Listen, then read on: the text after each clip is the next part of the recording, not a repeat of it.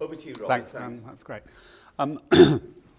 I know you've all heard of the Mortality Review. What I prepared this afternoon goes into a bit of the background, and I'm not going to go into that in any more detail.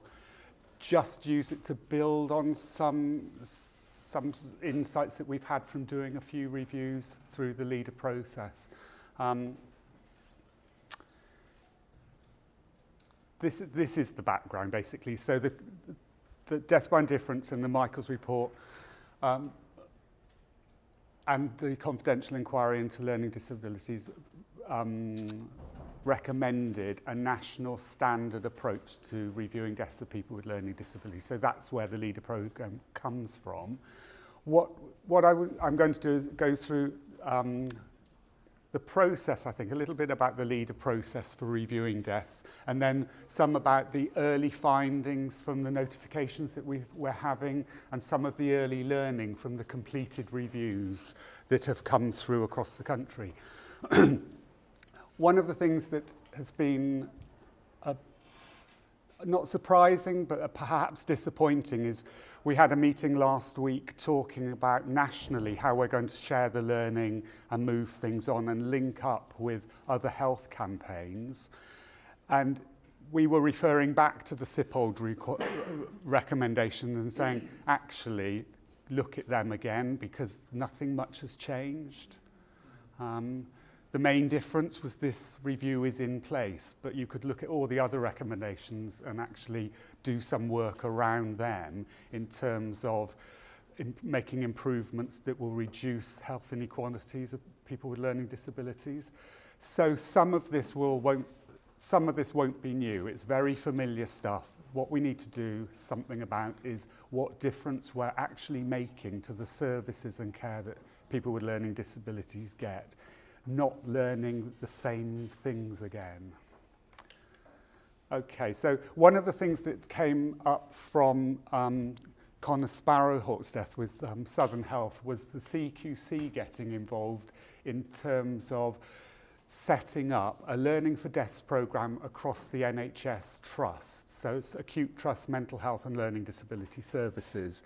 Doesn't include primary care at the moment, but it might. So there's this huge programme. It's got some teeth because the Care Quality Commission will be asking questions when they go into trusts, like, are you using the leader review to review deaths? Because it's one of the recommendations that they make in their Learning from Deaths programme, is that the leader programme is used for deaths for people with learning disabilities.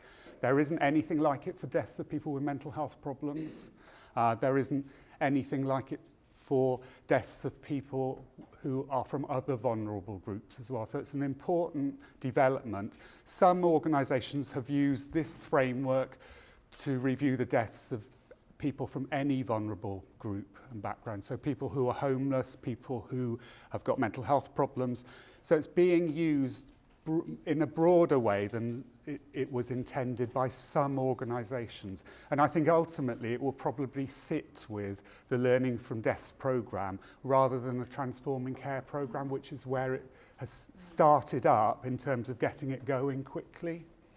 So there's some of my views on where it might go, and I think that is what it's looking like at the moment.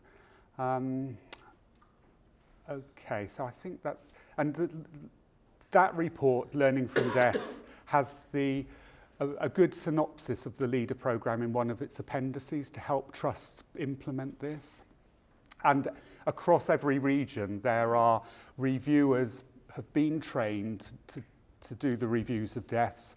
They have someone in the role I'm in each of the 4 regions in England, and we've been working to get steering groups set up linked to every CCG in the country. So every clinical commissioning group has a person identified as the lead to take it forward in their geographical area and to assist with communication about the programme across health and social care. And the aim of it is to identify potentially avoidable factors that have contributed to the deaths of people already in order to look at how they can be stopped and practices changed to reduce those those factors. It looks at variation, but mainly in order to identify good practice examples. So we're looking for good practice where it goes on. And every review does identify good practice. There's often something there that could be shared, whether it's an end-of-life care pathway that's been adapted, whether it's an organisation that has been particularly skilled in working with people with dementia and learning disabilities and the end of their lives. So there are themes coming through that are actually very positive, and you don't need a lot of reviews for a really significant piece of learning, which has been really helpful. And then locally from the reviews, there are action plans that are developed and shared through the steering group and the local providers who are part of that steering group to make changes before they wait for a themed review that comes out on an annual basis or quarterly basis. So locally, they've got the information they need to make changes. I mentioned that it's all deaths of all people with learning disabilities from 4 years and upwards, because child deaths are reviewed by the Child Death Overview Panel. It's a mandatory process, so the LEADER programme links up with those. Deaths of children under 4 get reviewed by that process anyway. So no children are omitted from having a review. It's just the learning disabilities one links in with that up until they're 17. So a little bit about the process. The process begins with notification to the centre in Bristol that there's a death has occurred. Ultimately, when the programme is widely known beyond health and social care services, anyone can make a notification of a death. So it could be a relative, a friend, a colleague, anyone can do that. The system allows for multiple notifications, and it pulls that information together. So information from a family member could be quite different from information from a professional at the notification stage, and part of the review will identify gaps in that information and pull the information together. So the notification is the first stage in the review process, which basically involves the reviewer who's taking the review forward being notified of the death by the local area contact in the CCG. The reviewer carries out the review. They have been quite lengthy time-wise for people to complete, and we've got a national improvement programme team working with us to look at how we can keep the quality of the reviews but shrink the length of time it takes. So we're doing work on that at the moment. If there looks like there could be more learning from a death, then the reviewer will bring together different agencies, different representatives who've been involved in delivering that person's care, and look at the death in more detail to see what learning can be shared and what improvements can be made. And then the local area contact has a role in looking at the finished review to just do a quality check on it, because we're finding despite the training, there's quite a lot of variation in the quality of reviews, which again has an impact on the learning that we can pull out of them. Each area has its own steering group, I mentioned that. Their role is to support the local area contact and to bring together health and social care and other agents such as the coroners. They can all have family representation there if there are networks of family carers. Also trying to link into other networks. They might be learning disability partnership boards where you've got people with learning disabilities being involved in the process as well. Some areas have thought it's not really good to have people with learning disabilities on the steering group itself. Kind of can be a bit dull for them, but actually using the partnership boards as a parallel mechanism is a way of keeping them informed of what's going on and keeping that engagement up locally. So that's part of the role of the steering group. good to see Nursing Standard here, and we had an article on this in Learning Disability Practice as well. This is one I've used with the students on the Whirlwind Cafe to try and encourage them to look out for this in future for when they're qualified to become reviewers. It just outlines a bit of the role of the reviewers for them. And actually, if anyone here is interested, we always need reviewers. The training is a day in length, and we're trying to work out that each area has enough reviewers, that the reviewers do 2 or 3 reviews a year based on the population of people dying in their area. Some of the national findings so far, and these are relatively recent. We're expecting the first annual report to come out after the election in May now, I think so, beginning of May. There's an annual report which pulls together information and findings from these are from the notifications, so that the proportion of men to women there, significantly high rates of people from white ethnic backgrounds. One of the strands of the programme is people who have a learning disability who've died and are from a black or minority ethnic group. Their review goes straight to a multi-agency review because there's such a lack of information and a paucity of understanding of learning disabilities and the care and support that people from different backgrounds will get access to, so that we know is a significant challenge.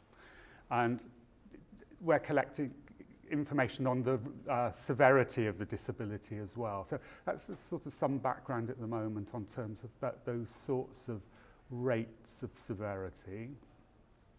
Some other interesting points that are coming up is quite a lot of people, 9% live alone, so that's quite a lot of people out of that's the number of notifications, 1,158, so it's out of that. 9% have been in an out-of-area placement, so dying away from family, away from friends, quite likely, I would imagine. Very high rate of people die in hospital, so much higher than the general population here, and we know there are higher rates of admissions through A&E, and I think the report Sally gave to us earlier about one of the key things to do there is prevent hospital admission. I definitely support that as far as we can with some of the changes that were identified there. Quite practical things that we know about already, so.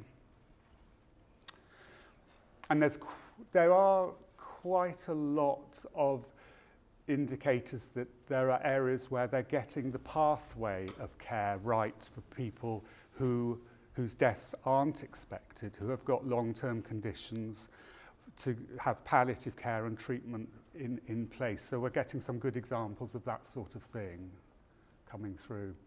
This is quite significant in terms of the SIPOLD work. The ages at death are, for men, if you've got a learning disability, you're likely to die 20 years sooner than males in the population who don't have a learning disability. And for females, it's 27 years. Now, that's quite a bit more than the SIPOLD report came up with. It may be that the SIPOLD report was based on a different population in the southwest. This is a broader population across the whole country. It might be giving us a greater breadth of data, but it's interesting that it's worse than we anticipated, and it was bad enough, I think, with the LEADER programme, with the SIPOLD report. And then 28% of deaths of people notified so far have been aged 50 and under. So that just reflects what I said really in terms of the ages of men and women. So the causes of death, of course, is being captured. So that's pneumonia, highest, sepsis, aspiration pneumonia, things that are quite preventable, perhaps. And then the most underlying causes of death are diseases of the respiratory system, circulatory system, and cancers as well. And we're finding cancers that are preventable or prevented in the rest of the population aren't being picked up early enough to get that treatment in place soon to prevent them dying. So late identification of some of these illnesses, or they've become too severe to actually treat in a way that would lead to great improvements. So, I think we know all of this already. What's coming up from the recommendations? So each review pulls together the reports on the recommendations and learning. So there's the need for greater interagency collaboration, including communication. We talked about that in sessions today already. Greater awareness of the needs and understanding people with learning disabilities. And the Mental Health Capacity Act comes up an awful lot in terms of people not being involved or engaged in choices and options and decisions about where they want to live, where they want to die, what treatment they want, what treatment they don't want. So a lot of work to be done there across the board. Where we are at the moment is focusing on looking at getting the learning from these into action on a national level. So using the sort of quality improvement cycle to really link up with whatever other options we've got for improving care, different campaigns, different health interventions that we know are effective, looking at what we can do to work with them is some of the work that's going on at the moment to ensure that this programme makes a difference. And on a very practical level, this is just a list of some of the examples of the sorts of actions that have been identified and put into practice locally. My mouth's getting very dry now, so I won't read them all out, I'll leave them there. Or I just have a swig, if I may.